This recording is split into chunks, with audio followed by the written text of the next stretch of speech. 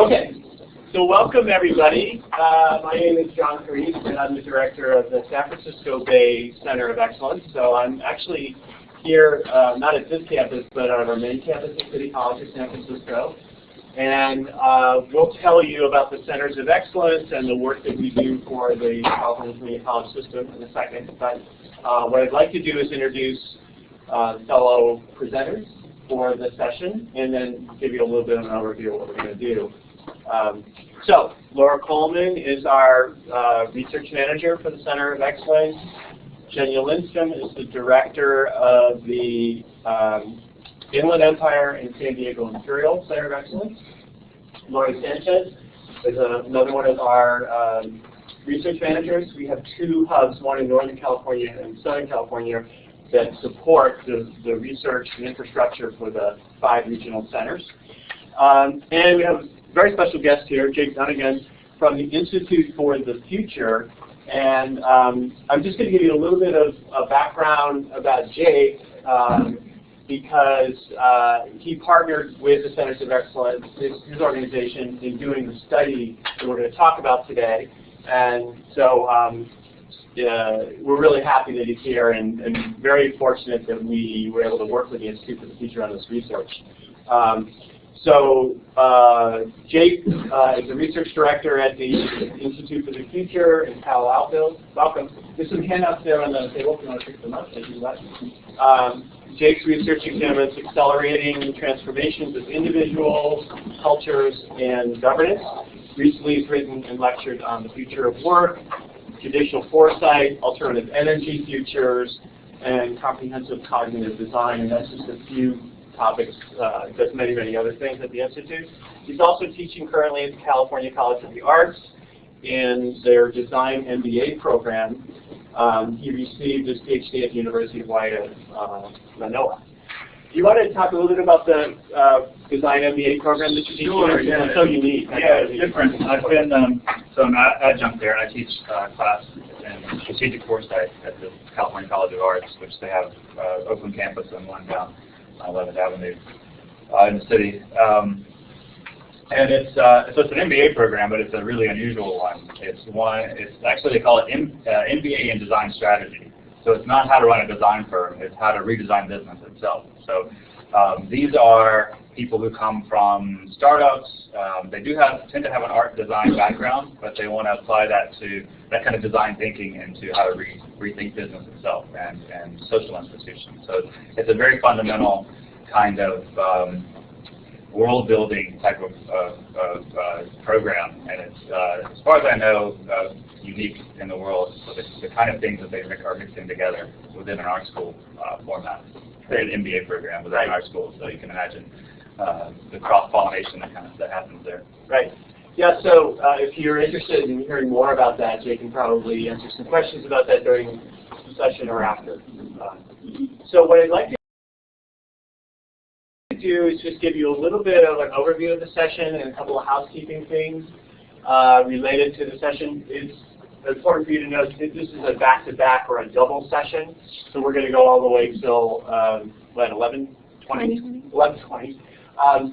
We want you to have the freedom. We're not going to keep you locked in here. Freedom to leave. If you have a session you really want to go to, the second part of our session. And there may be some people coming in. So we'll have a little bit of a transition probably at 10:20. But the way we're structuring this is that the first part is going to be, first 45 minutes or so will be a look at the research that we did with Institute for the Future on the future of the California workforce and what we called our STEM in 20 project. The Chancellor's Office, California Community College Chancellor's Office gave us some grant funds to look further out than we typically do when we do labor market and workforce research for our colleges, and we're taking a 20-year horizon, which is a big horizon. And we'll talk more about how we did this work. But we're going to give you the overview of the research we did and the findings, particularly in this area of cybersecurity and information security. And then in the second half, starting after that kind of transition period that I talked about, we want to get you in small groups and engage you in a discussion about what what you've heard about, what does it make you think about, or what can you together with us think about as far as how our colleges can prepare for any curriculum changes or new teaching and education strategies around this information about where the future of the cybersecurity workforce is going. So that second half will be much more interactive to get you involved. So that's the layout for the day, not the day, but the double session, just so you have that overview. Okay. Anything else from my colleagues that oh, we did a drawing at the end. So if you want to put we have a little beautiful card bag out here. Grab your card. If you want to put your card in there, what's the drawing for? It's not a car. It's a $50 Best Buy gift card. It's a $50 Best Buy gift card. Business card. I've got some good information. Yeah. Okay. There are handouts over here. If you don't have them, we can get them to you. If you want to raise your hand if you don't have them. Okay. So Lori can do that. So I think with that, we're ready to get started. Okay. All right. So I'm just going to talk for a couple minutes, really, to give you a quick overview of what the Centers of Excellence do. We're funded by the State Chancellor's Office in the community college system here in California. Our mission really is to work with business and industry to understand statewide, regional, and local labor markets and do workforce research that we then share with our colleges. So we do very targeted workforce research that we deliver to our community colleges in our regions and then across the state. So we're serving all 112 community colleges in the state. And so our research on the local and regional labor markets helps those colleges align their curriculum and program offerings to what business and industry are telling us when we do our research they need. What kinds of workers do they need in the different industry sectors that are most prominent in the different regions in the state? And we have a huge state, obviously. We've got lots of different regional economies with different dynamics within them, about industries that are changing, jobs that are changing. So we're studying that for the colleges. Our reports are available. We'll tell you how to get them. That's just kind of a look at what some of the reports look like. Actually, you have on your handout here where our website is. So coecct.net. That's where you can access all our reports, and we archive them so they're going back to about 2005. So lots of different information there. If you're not aware of it, they're all free and downloadable, funded through the State Chancellor's Office. So what we're trying to do is inform, connect, and advance. We want to inform the community colleges with this labor market and workforce research that we do to help them align their programs to what business and industry need, and connect the colleges and industry in through our regional consortia, our regional forums, where our colleges and industry are working together in these different sectors like healthcare or ICT to solve supply-demand issues that happen in the region. Employers can't find the workers they need with the right skills. We bring colleges and employers together to figure out how do we, using the research as kind of a launching point, how do we solve those workforce supply-demand issues. And all of this is towards the end of advancing the economic competitiveness of the state of California. Working at the regional level, but when you roll it all up, hopefully the research that we do helps our colleges contribute to the competitiveness in the regions by providing employers with skilled workers that they need. So here's where we're located. We've got 5 centers. You can see on the map. It's a big state, and we do our best to serve all of the colleges in the state. And so San Francisco, LA Orange, Desert, San Diego Imperial, Central Valley, South Central, and Greater Sacramento. Okay? And last slide for me, before I transition it over to Laura, is we just wanted to show you this very quickly. This is what's involved. I'm not going to read all of that. You can see what's involved in an environmental scan report that you could go to the website and download.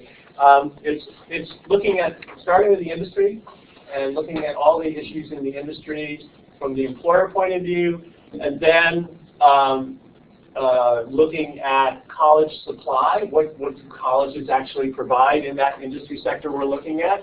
And then we try to map, we call it map the gap.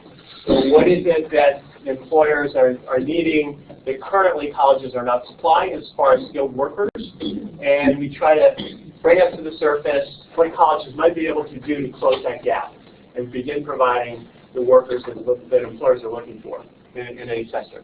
So that's what we do. Okay, so with that, that's how you get to our products. 4 easy steps. Go to the site, register one time. I think that mostly that works. If you're on a different computer, you might have to register again.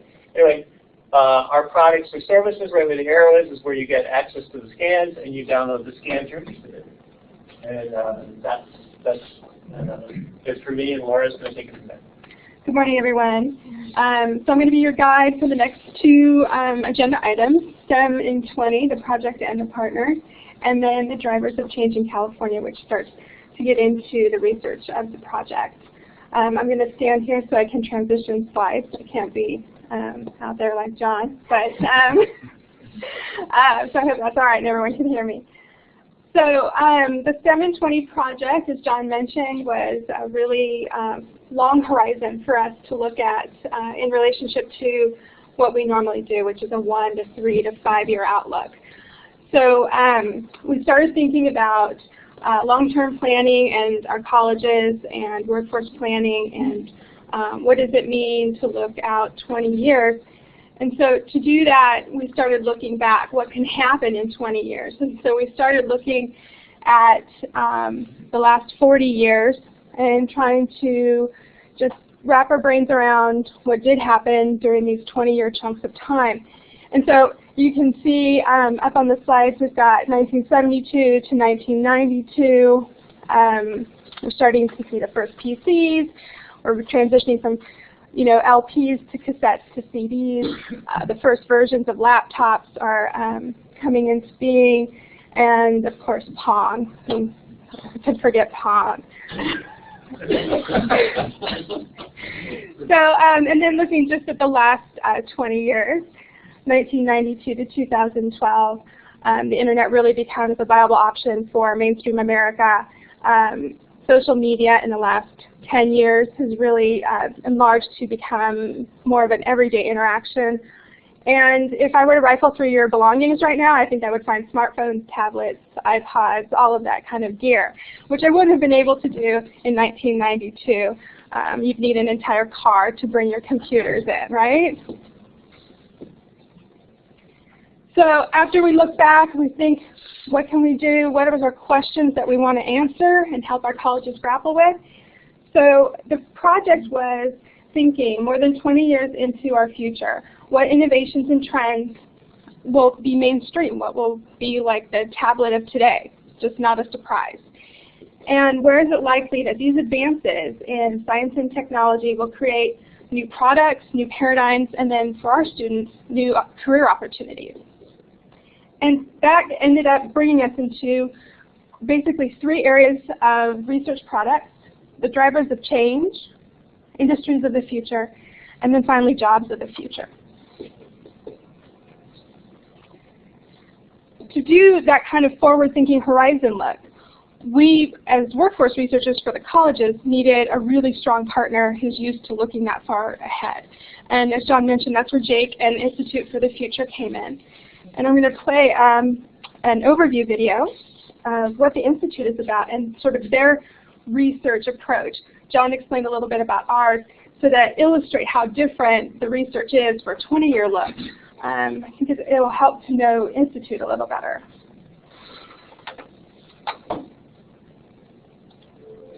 We're clearly living in a period of huge transformation, technological, social, economic. And while we can't know exactly what the future holds, that is, we can't predict the future, neither can we assume that today's choices and assumptions will still be relevant tomorrow. For over 40 years now, the Institute for the Future has helped governments, businesses, and nonprofit organizations to make sense of the emerging trends and disruptive forces that are transforming our world. through various types of techniques, ethnographic research, expert workshops, collaborative online forecasts, and others, we help people anticipate the discontinuities and dilemmas that face us globally and at home, so that we can ultimately make better decisions. We create maps that communicate the patterns and connections in complex systems.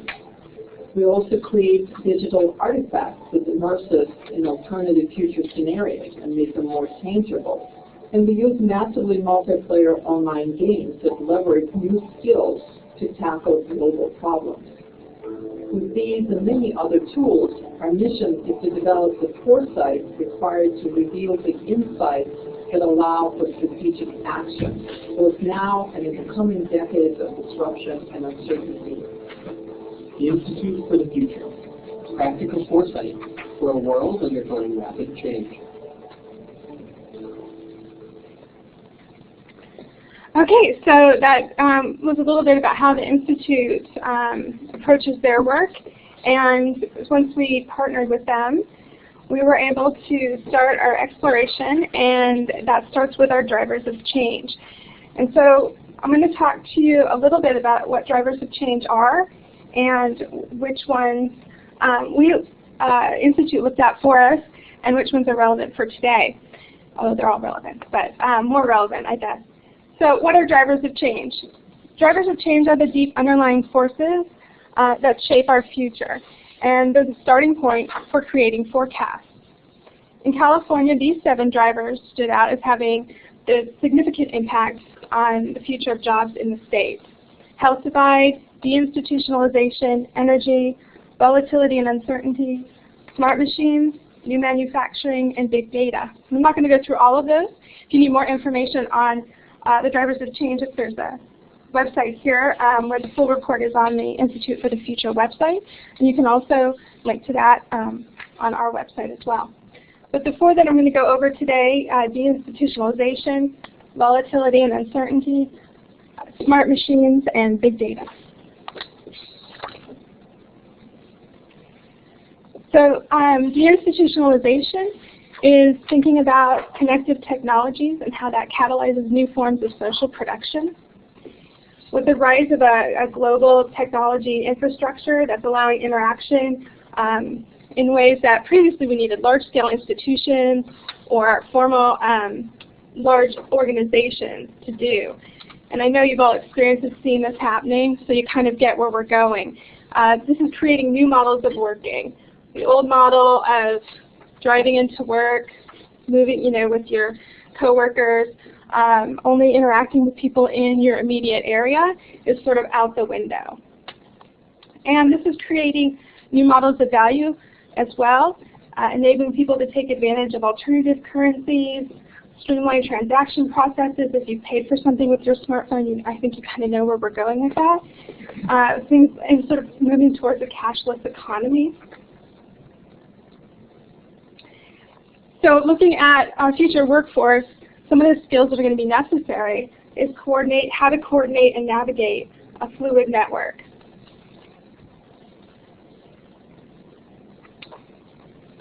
Second driver of change today is volatility and uncertainty, where accelerated and intensified change becomes the new normal. With rapid technological advances, economic disruption, social unrest, super-empowered individuals are going to lead us to greater levels of volatility and uncertainty. So organizations and individuals that develop strategies for resiliency will thrive. And I think you kind of already know that. It's sort of a Darwin theory, survival of the fittest. We've seen this happen in the recession. Companies that were the most quick to adapt to a different economy are the ones that are still thriving today.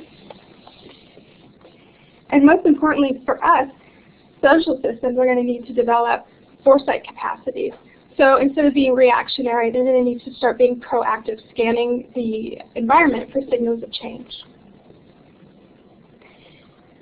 And for the future workforce and future workplace, missions will need to be clear, but plans must be flexible. So again, being able to adapt is going to become a very needed and almost necessary skill.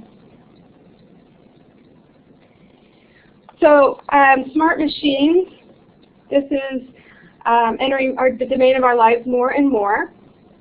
If you're planning to be part of the smart grid, or so your home is wired, you have multiple areas of tech in your home. Imagine 20 years from now what that would look like.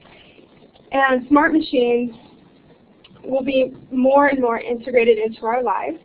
Devices and systems with embedded intelligence. Sensors in highways already exist, but where will they be in 20 years? We're going to see sensitive feedback mechanisms continue to progress in that way. And by extending and augmenting our human capabilities, and so that we can focus on the less mundane and sort of the more complex areas of life. So it's important to keep in mind, though, that machines almost never simply replace us in existing tasks, but they often do change the nature of what we do. And lastly, big data. So this is, I think, probably in the paper every other day, data security, data breach, all of these things. And so as we continue to embed smart machines into our lives and other ways to track and count transactions, people, everything, we're going to be writing a wave of data streams. And what does that mean? So as every object and interaction gets captured as data, we'll need to analyze, visualize, and utilize our skills to draw out insights and be able to inform our decision making. So the complexity amount of information will create a huge demand for new skills and practices in computational thinking. Tomorrow's worker really should be very, very comfortable working with data and understanding the limitations, but also the opportunities that data brings. And with that comes a huge need for data security, authentication tools, and integration tools. So again, being able to work with data will be a necessity for almost all professions.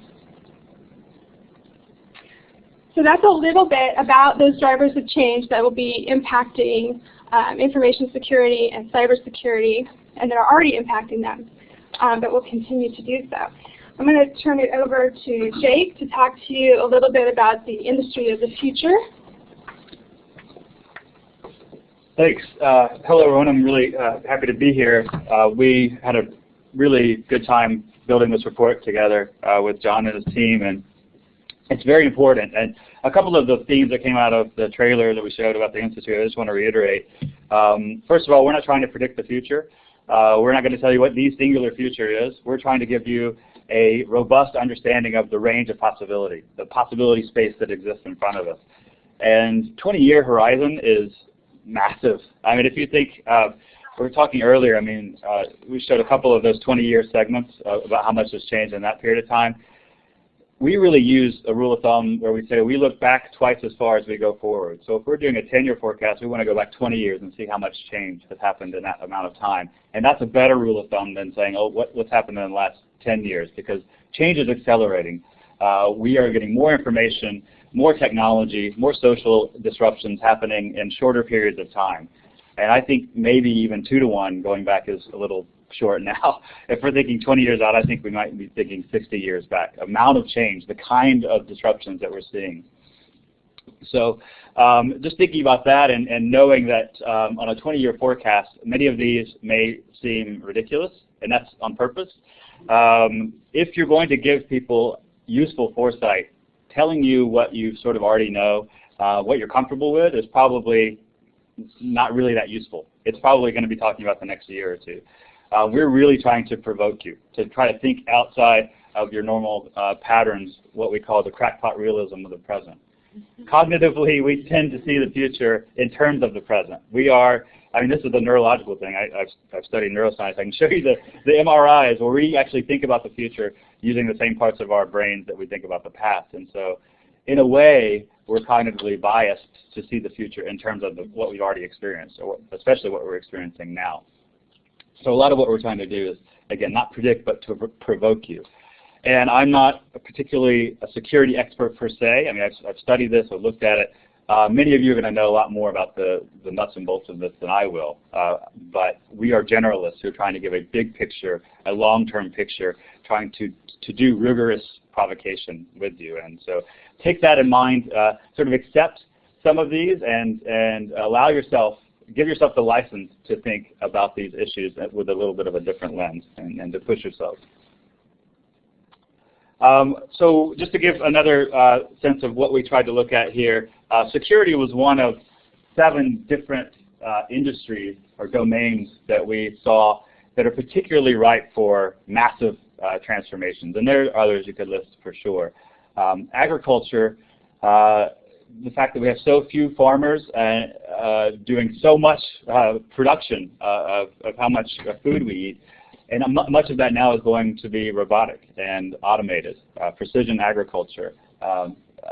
They're still building tractors with seats on them, but there's really no reason to. Those are automated, and they can do that work without it. It's what the designers call skeuomorph. It's an old legacy feature that doesn't really need to be there anymore. Like the stitching on your leather seats in your car, there's no stitching there, but so seats are kind of like that. Health and healthcare, obviously, massive disruption in that area. Security we'll talk about. Media, the idea of blended reality, augmented reality. Many of you might have seen Google Glasses. Our whole way that we're producing and consuming media is changing. Manufacturing, huge. We're right at the cusp of that, and people are really talking about things like 3D printing, personal fabrication, Kinko's for manufacturing, or doing manufacturing in your home. What newspaper in this heavy industry of publishing used to have to do with big buildings and big machines we can do in our homes now. What if manufacturing is similar to that? What if we can do many of those things just in our homes? Retail, purchasing, the buying experience, the personalization, the customization, the pre-experience of a purchase before you buy it, the previews that could happen given a robust augmented reality experience. And infrastructure, and this is sort of a catch-all for things like bridges, roads, our energy infrastructure, all of these things that we sort of need, the platforms that we need to exist. So just a sense of the broad picture we're giving you, and so security is one of these areas that we looked at within that broader scope. So security, and we prefaced this many ways with cybersecurity, but I want you to think about cybersecurity a little bit differently. If we have things like the smart grid, the Internet of Things, where everything is actually sending and receiving information, these massive sensor arrays that we're going to have, the idea that we're going to sit in front of a computer and that's all that cybersecurity is, that we're going to get hacked and our machines are going to get hacked. No, the world can get hacked. Our energy infrastructure can get hacked. The things that are connected and networked could get hacked and disrupted. If we have driverless cars, Google down the road where I live in Mountain View is actively working on that. Those could get hacked. So the idea of cybersecurity is not something that's just relying on a computer in front of you. It's basically everything. And so thinking about that in those terms, about cybersecurity broadly, is very useful, and that stuff can get hacked as well, and that's part of cybersecurity. Massive amounts of data. I mean, I think for this audience, it's not going to be a stretch for you to believe what I'm saying, but big data of those drivers, it's so huge. It's so disruptive, and it's so unpredictably disruptive. All of this amount of information that's being generated. You look at some projections saying that we're going to double the amount of information that's ever been created in a couple of years in human history, and we're going to keep doing that at a faster and faster pace. We're going to create as much information in the next couple of years as we have in all of human history. Those kinds of statistics are just mind-boggling. And all of those things, the machines are communicating with each other, and more of the things we need in our life are dependent on them. We can't really separate ourselves from the network anymore. That idea really doesn't work going forward. It doesn't work now, and it certainly doesn't work going forward. So what kind of things are going to happen with all of this data being used? With all of these algorithms that are going to predict our behaviors, they're going to understand us maybe in ways that we don't even understand ourselves. I've studied anthropology as well, and humans are particularly terrible at telling us what they actually did. If you ask somebody what they ate, how much food, how much they exercised, they're really pretty bad at self-reporting. But if we're tracked constantly, and if we're living what's called the data-driven life, or the quantified self, where all of this information is being used, we're going to know ourselves in ways that we haven't before. And possibly our machine assistants and the network is going to know us better than we even know ourselves. So it's going to be a different kind of world. So one of the things, we don't have a ton of time here, I just want to mention one of the areas that we were really interested in within the security realm is the idea of predictive policing. And it's kind of sexy. I mean, it's pre-crime, right? Many of you might have seen Minority Report. You can check that off the bingo box of the futurist cliches. But so we know the idea, and it's been sensationalized, but it's really just statistics. I mean, this is not, we don't have precognitive beings in a vat somewhere. It's not what I'm talking about with pre-crime. I'm talking about the idea of running the numbers and running the statistics and having so much data so that your models are really robust, where you can say, okay, we need to change the routes of our beat for the cops, and they need to go to this area at this time because that's where crime is going to happen. So it's predictive in that sense. It's anticipatory.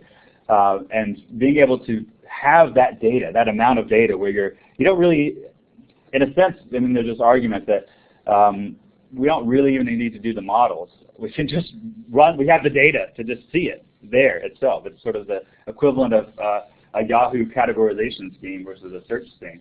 If we have all the data available at all times, we can just put in a question and it comes up for us. Our models are less important in that world if we have real-time data to use and the amounts that we're talking about. So those kind of data crunching possibilities are really important. And a couple of things I've just been looking at. I mean, we could argue already that we're at a cyber war. I mean, we've Stuxnet, Israel, and Iran, and the U.S. and China are engaged in this sort of shadow cyber war already in many ways. I was just reading that Netanyahu just gave a speech talking about that Israel is going to recruit teenagers to be interceptors. They're going to actively create a cyber army, and it's official policy now. This is not something that's behind the scenes. The U.S. Cyber Command was launched a couple of years ago, I guess almost 4 years ago now. We are actively in a cyber war constantly in the shadows. More and more it's going to come out of the shadows. And that's nation to nation. That's not even talking about anonymous and sort of bottom-up grassroots kind of hacking that's going on at all times. So for better or worse, the security area is going to be a huge growth industry. And I think we need to think about, if we're talking about just in our workforce, I'll try to keep the values out of it. If we're just talking about a workforce, there's going to be more and more need for people who are data literate, who understand how this works. And again, not just in front of a computer screen, but with our energy grid, with our infrastructure, with the things that surround us. So a different kind of thinking, all driven by computational and data worlds that are existing now. So I'll stop there. We have a few minutes for questions for me or any of the others. Yeah. So we want to open it up for questions before we kind of transition into a small group phase of the session. So any questions for Jake and what he was just talking about, or just general questions about the research that we did and the work of the Centers of Excellence? Just want to pause and give you a chance to catch your breath and think about what you just heard and answer the questions about it. Yeah, if you have a question about the Institute as well, yeah, how we work it. Yeah. In a similar fashion to what we saw yesterday in the keynote about robotics and automation technology, do you not see that as happening with most of the cybersecurity stuff? Turning over to automated, yeah, and it's sort of we call it an algorithmic arms race. So which is a little bit different than security, but you look at high-frequency trading, and I don't know if you've seen the charts, but like in the last 3 or 4 years, it's gone through the roof. And so you've got PhD nuclear physicists and statisticians working on trying to get a millisecond faster than the competition. So they're writing these predictive algorithms, and the predictive algorithms are trying to outpredict the other algorithms, and then you see weird disruptions like Knight Capital losing $400 million in a matter of minutes. I think we are going to see algorithmic battles, algorithmic wars where they're trying to outdo the other ones. And so, yeah, there's always a human in the system. Just reading about a thing called rubber hose cryptanalysis, which is basically torturing passwords out of people or PIN numbers out of people. There are always going to be humans somewhere in the system, either writing the programs or with the key to some bit of information that's needed. So it's never, I think more and more of the bulk data will be done by machines, but there'll still be places where humans intercede, either upstream as designing or with some bit of information that's needed to crack the code. Yes? What do you think about cryptography and machine learning? Couldn't get out. A little bit louder. Couldn't get out of that one, right? Real and singularity. Yeah. Humans will no longer be dominant life form pretty soon. 23, right? Yeah, that's right. I have a problem with the weight of prediction that's given to it. I don't have a problem with the idea of accelerating change, and I don't have a problem with the idea that we are building systems that may have a degree of intelligence that exceeds humans on whole. I also don't think it's going to look like that. I don't think it's going to be a separation. Again, just almost piggybacking on what I was saying. It's going to be a blending, and we're going to find ways to offload, which is what humans do. The cognitive philosopher Andy Clark has a book called Natural Born Cyborg. This isn't like in a sense, a break. It's a degree. It's not a kind. Humans have been using cuneiform to log numbers, and we created language and writing to offload what we can do. I can do much better long division if I write down the numbers than try to do it in my mind. So if we think about ourselves as cognitive systems, and mentioned one of the things I studied was cognitive design, comprehensive cognitive design, creating thinking environments together. So what can we do better than machines, and what can we offload? Just number crunching, I want machines to do that. I don't want to spend my time doing that. That's not what humans do best. So I think it's, hopefully, if we design it right, it's a symbiotic relationship. I don't know. I don't know if it's still going to feel human or not, or what it's going to feel like. I mean, some of these ideas make it seem like it's going to be, the Terminator kind of world where machines have taken over, and people talk about that. Kurzweil was just hired by Google, and somebody was just saying, oh, he's just been given license to create Skynet, basically unlimited resources. So that's kind of scary. So I think some of the hyperbole is excessive, but I think that we are going to be working and living with machines in a profoundly more intimate way than we ever have before. And hopefully we can leverage that into doing better things for the planet. We certainly need to. Was there a question back here? Yes. Is there an assumption in your research that everybody's going to be participating in this connected net? And if so or not, then what kind of security implications does that create for people who are not connected? Yeah, I think everyone will be dependent on it in some degree. But I think the degree of participation is going to fall, unfortunately, for the near term on the same kind of power structures that we've seen for a long time. So the poor will not have the degree of participation in the decision-making that affect their lives, but the network will exist all over the planet. That said, the barriers to entry are lower to getting into the network. So, I don't know if you saw the research. They basically dropped one laptop per child with no instructions in Ethiopia, and they were able to hack the system and learn it. So I think the kind of internet architecture that exists now allows a kind of participation by people who may have been disenfranchised by the formal institutional structures that have existed before. So once you can plug in and you can sort of learn the system, then there's a way of interacting. I don't know if that exactly is answering. What if someone chooses opts out, and not in a an anarchistic, but simply chooses to live off grid? There's that possibility, but it's not the default anymore, for sure. I think if you think about it as a physics thing, the energy level to get off the grid is going to be pretty significant to turning it off. Many of the things that we use that we're dependent on are going to be hard to leave. People are they might do it. I don't know. I mean, I don't see a massive off the grid, back to nature kind of movement taking hold. I think the benefits of being connected are very human. Being able to communicate is very persuasive and seductive for us to still be connected. But it will be a small segment of people who decide to back out or unplug or whatever. Ecotopia. Yeah, but I think Ecotopia is going to be networked as well. It's a bright green vision, not the old off the grid vision. Yeah, I mean that's interesting. But just to me, who gets left behind? you know. Yeah, well. Yeah, you know, it's like, to what degree is the poor segment of the world? Yeah, well, that's sort of what I was getting at. So the poor are disenfranchised in a sense, again, the digital divide, but also I do think the fact that mobile device penetration in Africa is so huge, once you can plug into the network, that's an empowerment itself. If the network architecture remains similar to what it is now, I'm not saying it will either.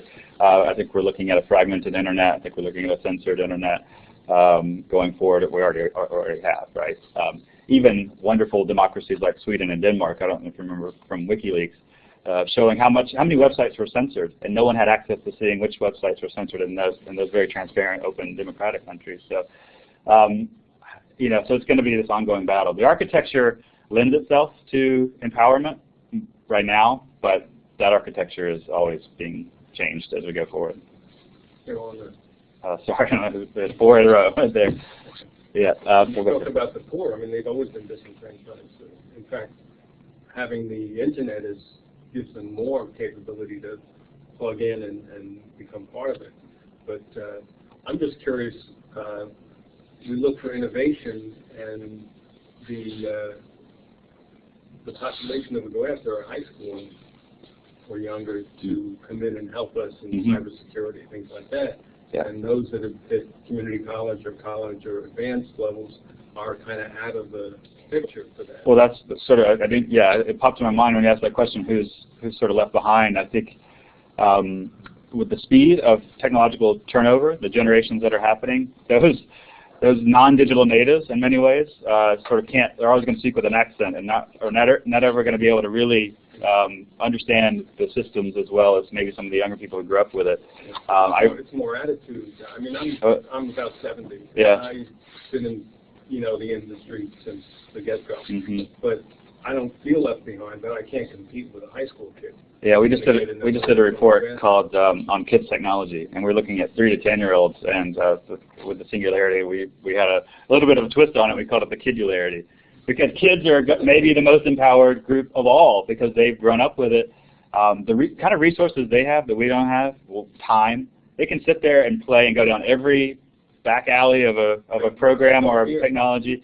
They have nothing necessarily to lose in doing that. They will know these systems more intimately than anyone who's has a real job and can't really, unless that's your job, understanding that. So in a way, kids may be empowered over and above the kind of ways that they have historically. Yeah, I saw this and then we'll go here. Along those very lines, in conjunction with yesterday's explanation of the longer lifespan that we're currently experiencing, what do you think this will do to the speed and length of education? And whether or not, I mean, what you're implying is that we're trusting 10-year-olds with very powerful technology and without the ability to legally affect anything within our current legal structure, voting age, etc. Right. What influences do you see happening there? Yeah, I mean, with the Israel example, I mean, Israel's banking at cybersecurity on teenagers explicitly, not even trying to do that behind the scenes. Yeah, there's a whole different set of rules for younger people. Are they going to be, in a sense, immune? They're perfect in a way, right? They know the systems well, they have the time, and can they be prosecuted the same way that, are we going to look at trying 10-year-olds and 9-year-olds as adults because they are hacking into military systems? Or are they going to be hired guns by other nefarious entities to do that? That's a great scenario. Yeah, maybe discuss it in our breakout groups. I'd love to hear a little bit more about what that might look like. Yeah. Yeah. I was curious where seniors fit. I know that maybe for years they're not going to be here any longer, but they're definitely a population that is potential. Well, and has certain kinds of skills too that those young hackers don't, and also time. If we're looking at like an extended retirement period, is there something that this group can do, not just mentoring the things that people talk about, but like active participants in some kind of system? Yeah, I mean, I think there are options there for seniors to either re-education, plug back in, learn something new, and contribute in useful ways. Yeah. I've seen just things like we did a project with this is like Granger, and they do janitorial service. So they do stuff that gets, that makes buildings work and all of that. And there are certain kind of skills and experiences that they're using a mentoring program to plug into that group. I think there's a group, I can't remember the name, sorry, but a group of retired scientists who are almost like tutors. They're working with people that like really don't have access to computers because they don't know. Yeah, but a standing resource that I think should be explored. How do we use those people? Yeah. We like to create the silverbacks, but we time now. We like to generally call it adult leadership for the Cub Scouts. In other words, age and while can overcome youth and exuberance for the most part. And so if you get somebody who's unusually, trying to keep up, trying to be alone, trying to go to, I'll pair that person with the programming team, and they can keep them out of a lot of trouble or wasting time on something that they would otherwise, do half and then have to figure it out. Right. So experience transfer. There's a book called Stumbling on Happiness. Oh, this may be a tangent, but it's about people predicting their own personal futures and whether if I say, oh, I want to be CEO of that company, I'm going to be happy when I do that. People are terrible. This goes back to what I was saying earlier. Terrible at predicting even their own futures. The best method, Daniel Gilbert talked about, is going to talk to that person and asking that person if they're happy. And that's a better clue than me trying to predict for myself whether I'll be happy in that position. So there's a wealth of trial and error that group could lend to people and say, yes, I understand that. But if we create a system where that kind of exchange happens, then it may save younger people from doing things that make them less happy or they're less good at. We found a way to keep their attention on the silverback as opposed to give the silverback budget responsibility. They got to go back to them. That's like VCs? Like sort of a mini, like, so venture, there you go. Grumpy investors, I'm sorry. Okay, we're at 10:20. This has been a great exchange and a good opportunity to kind of just allow Jake to talk more about some of these concepts about the future. We're at 10:20, so I guess it's a good transition point. If you really have a session that you really want to go to in this next period that starts at 10:30, kind of invite you to do that. We hope that you stay because we're now going to get into the small groups and begin to talk about what are the implications of all of this, especially in this area of cyber security and risk for educators, for what we're trying to prepare students to do as they go out into this workforce of the future, this new great world, really. So why don't you, let's see, let me just do a show of hands. Anybody that wants to leave, just raise your hand. I just want to know, or all you going to say? Any of you going to leave? Oh, why don't you do that now? Thank you for coming. And please download any of our reports and information that we've shared with you.